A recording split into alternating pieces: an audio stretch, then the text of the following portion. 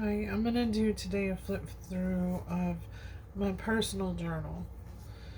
This was intended to look like office supplies from 1935. This book is 5 inches this way, 8.5 this way, and 1.25 through the spine this way. It has a whopping 256 pages, which is why I have to tie it shut, because otherwise it wants a gator mouth and not close properly. So I do tie it shut with ribbon or a piece of lace, which I love anyway. So this cover was an office folder, a very huge, like 30 by 20 office folder. It was huge, and I just use it for the cover, which it's not really a hard cover, but it's not a soft cover either. So I've already written in this quite a bit, and I believe all the papers inside are Tim Holtz, which he's my favorite, so I use his pages a lot. And I've just got random notes tucked in envelopes and things here and there, because I learned a lesson when I made this book.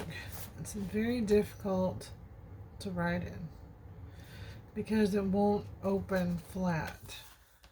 It wants to pop shut because I crammed way too many pages in there. I didn't know, but I do now.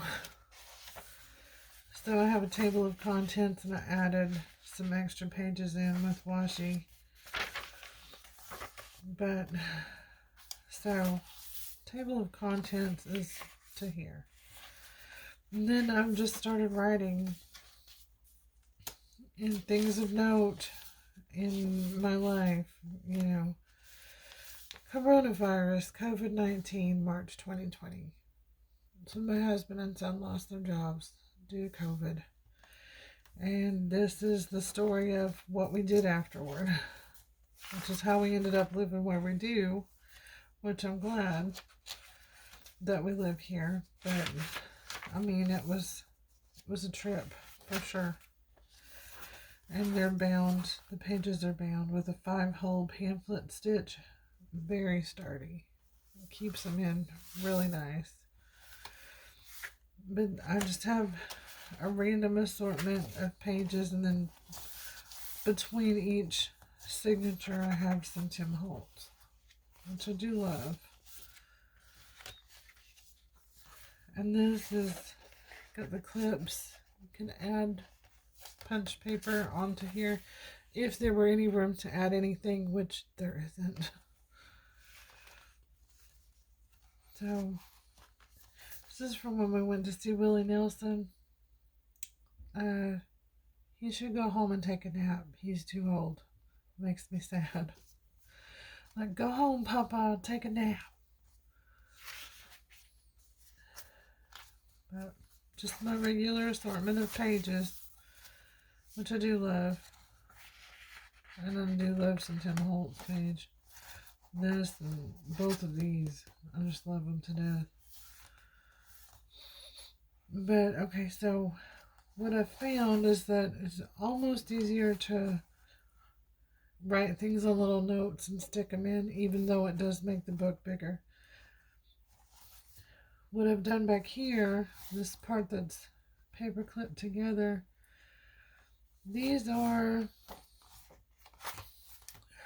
it's the history of my family that has passed, like my great-grandmothers, and I have some great-grandfathers in there, and my Granny Barbara, and my dad. Got them all in here. But I just wrote everything I know about them. Like how old they were when they died, and when they were born, and where they were born, and where they lived, and their parents' names, and just little memories I have of them. Because what I found was I went to make a family tree for my daughter for Christmas, and we don't know jack about where we come from. I had to hunt and find and ask, and still, we barely know anything. So when I'm old, I want my kids to be able to look here and know about people that we come from. That way, it's not lost into history, which so much of it is. Like, I have no idea about my dad's people. Just don't. And other names, that's about it.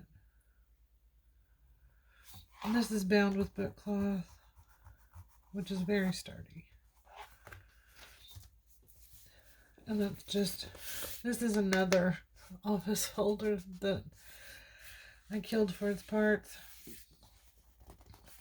But, excuse me, I'm kind of stuffy. In general, this is a very, very sturdy book. It's not coming apart anytime soon.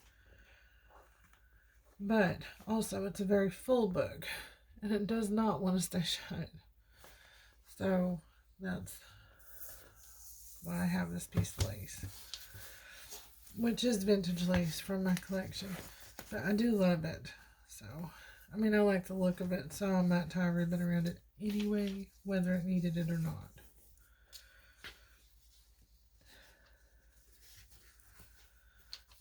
So, and this little clip, these come from Tim Holtz.